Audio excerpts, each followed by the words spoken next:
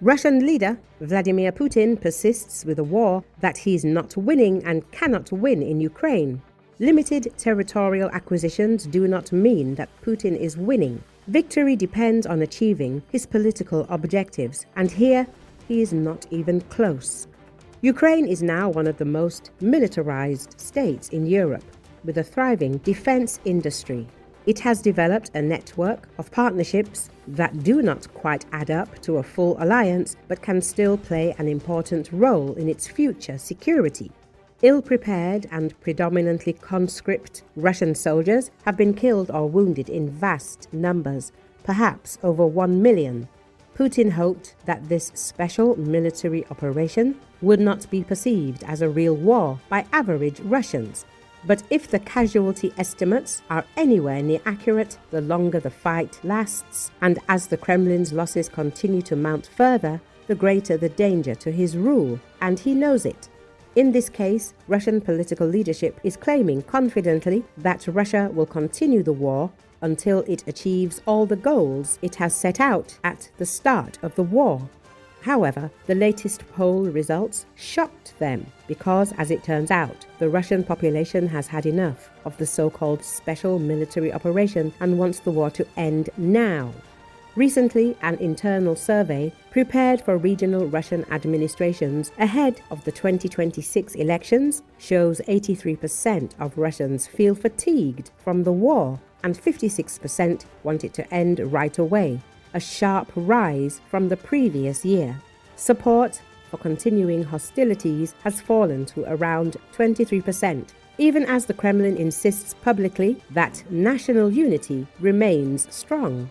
The gap between state messaging and private sentiment has never been wider, as Putin still expects his forces to capture all of the Donetsk region and has set deadlines by February 2026, while his foreign policy aides continue repeating maximalist demands. Euromaidan Press says the new data is a shock.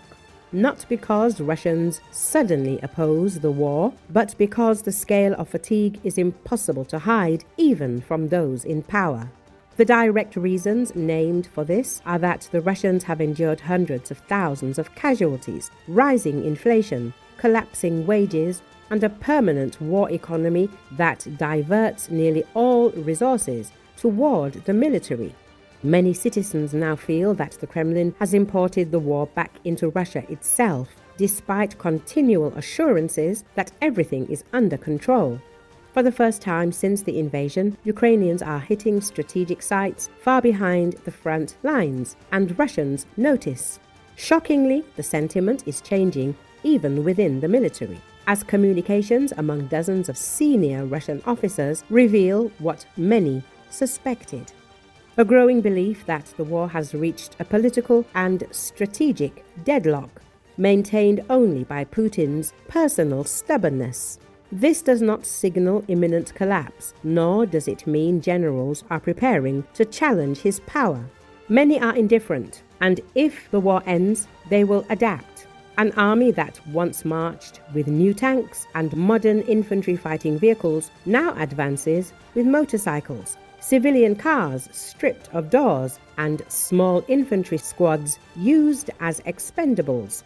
Euromaidan Press says a widening rift separates Russian society from its leadership, and the military is no longer immune to this split. After nearly 4 years of war, Russian forces lose over 1,000 men a day, and replacing them has become increasingly complex.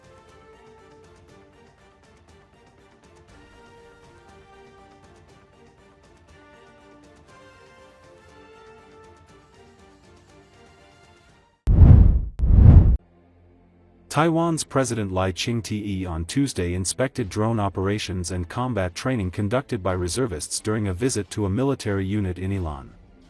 According to Associated Press, the drill is underscoring the growing role of unmanned systems in Taiwan's defense strategy.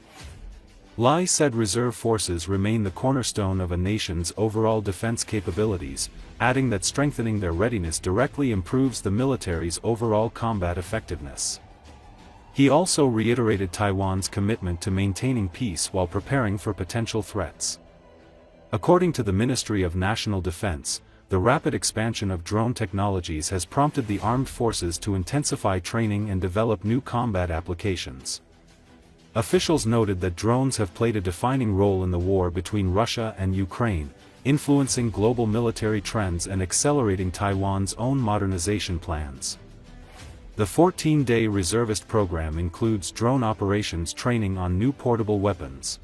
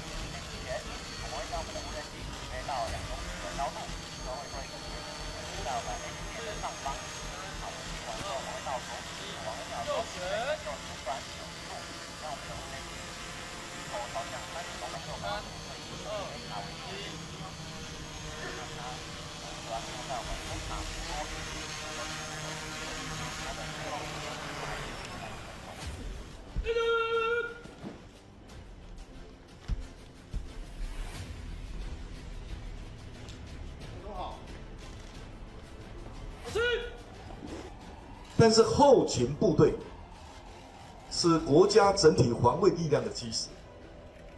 如果我们能够有效组织可视的后备部队，将让我们国军战力进一步的提升。